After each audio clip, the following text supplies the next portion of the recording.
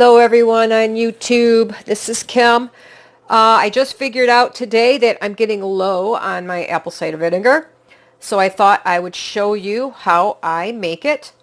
And it starts with, this is from when I did apple pie filling, applesauce and such in the fall. I use my own organic apples. And this is the peels and the cores that I saved from then. I just threw it in the freezer because I knew I would be making apple cider vinegar. Should have done it before now, but you know, better late than never. So the only thing I'm going to need is I'm going to need a jar. I'm going to use this quart jar. I need to sterilize it, so I fill it with water. I'm going to boil the water, pour it back in here, and let it, you know, sterilize the jar. And then I use a little bit of raw honey. Prefer to have local raw honey, but this was all I could get during the quarantine, and I got to use what I got. So I'm going to wait for my bee lady to get up and running again so I can get some local honey from her. So apple peels and cores, it's a great way not to waste anything. You let it ferment for a while and it turns into apple cider vinegar. So let me get the water on to boil, and we'll sterilize up the jar, and I'll come back and we'll go on to the next step.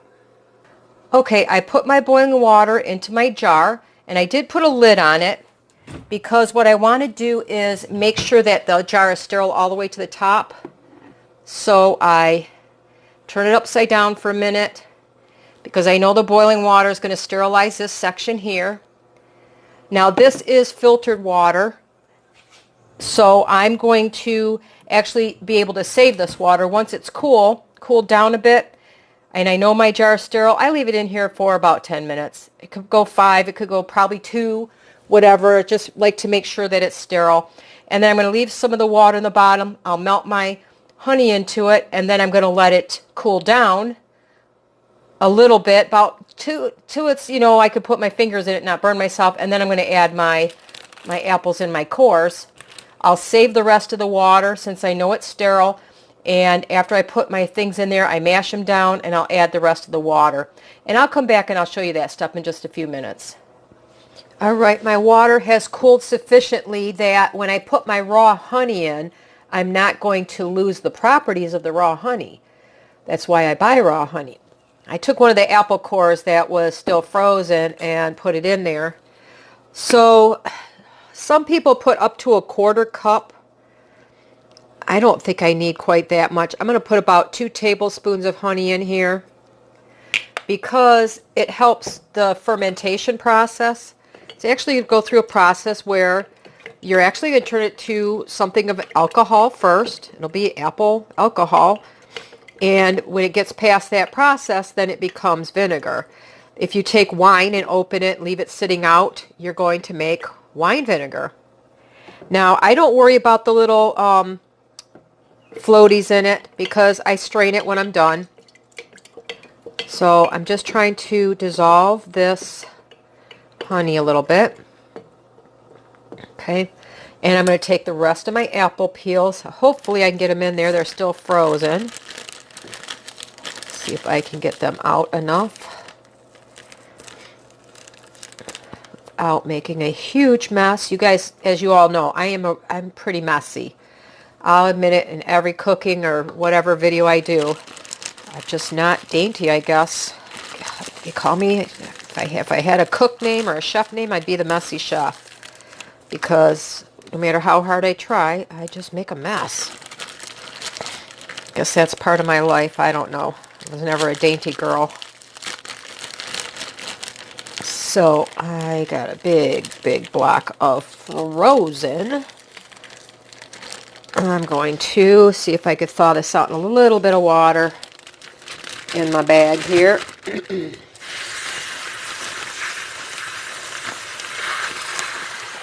Let's see if I could get it apart some, huh?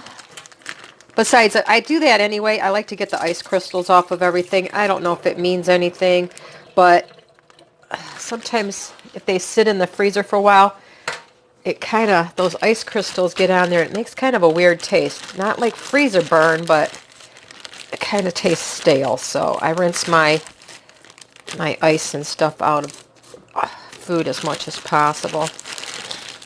So these are still fairly frozen. I'm going to fill this jar up. I'm going to add the rest of my warm water. And I'm going to make sure that they're covered with the water.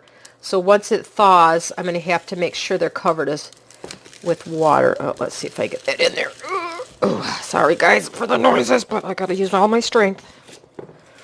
Got to make noise when you're using strength, you know.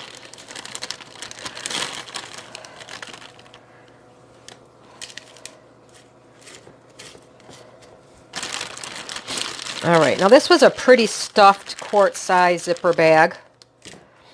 And it's going to make a nice, heavy, or nice, robust cider vinegar.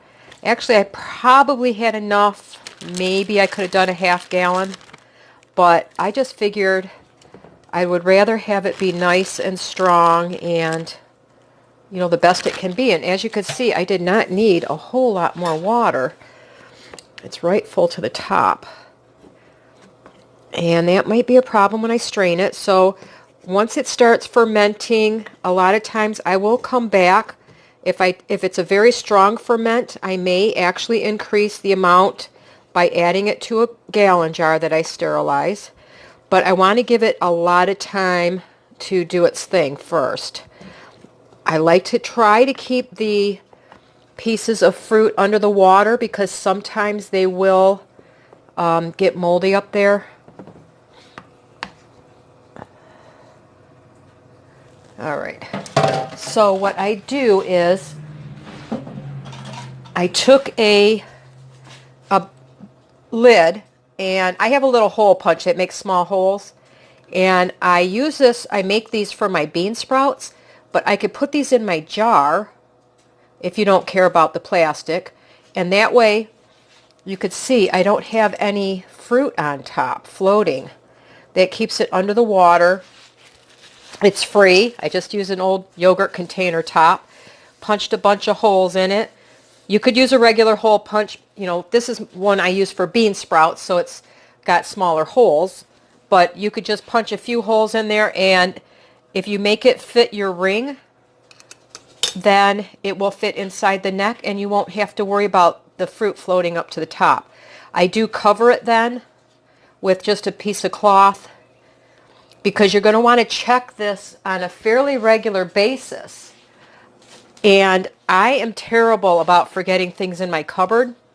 If it's out, I'll remember it. So it should be in a dark place, and you're going to want to set it for a few months. But in the beginning, you want to check it frequently. So what I do is I get a paper bag, and I will put my jar in it. And this way it sits on my countertop for the first couple of weeks anyway, so I can make sure that it's all going well. And I can leave it there. Reminds me to check on it. And it keeps it in the dark because, you know, it's in a bag. And it's just the way I remember. I'm terrible about checking ferments. So when I do cabbage and make sauerkraut, stuff like that, I want to check this. Now, some people have a tendency to get fruit flies. That's why I want to check it. If I have any activity I don't like, you know, and I put the cloth on top, that's the other reason for, I use a fairly, let me show you, a fairly tight woven cloth so that there's less tendency that fruit flies can get in there. You know, I don't want any fruit flies in my kitchen because, you know, once you get them, they're hard to get rid of. So, and then I put them in my bag, and just like the same with the fruit flies, you can fold it over and seal it so that you don't worry about fruit flies getting in there. Check on it the first week. I check on it every couple days, at least every 2 days. But I walk past it so much I tend to check it a couple times a day. Make sure there's no fruit coming up. It may start foaming up a little bit. I may have that a little full, so be careful. It could bubble over once it starts fermenting. And that's it. That's how you make apple cider vinegar. It's just a matter of time. Time for it to go through the entire process of fermentation, turning first into the alcohol sugars and then into the vinegar.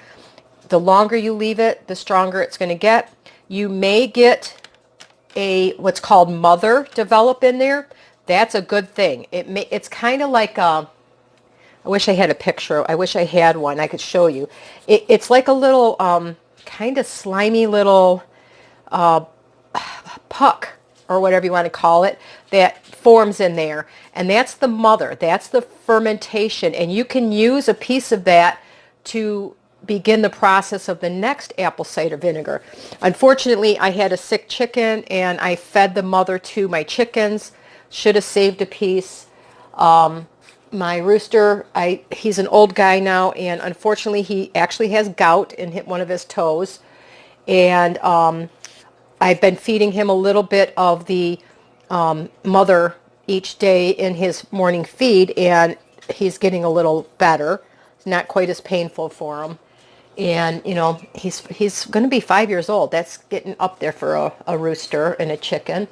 But he's such a good guy. I want to do everything I can to give him a good life. But anyway, there you go. Someday in 3 or 4 months, we'll come back and I'll show you what it looks like. We'll strain it and you'll be able to look at it then. If you have any questions, let me know. If you like this video, please give me a thumbs up and possibly subscribing to my channel. And I hope you all have a wonderful day.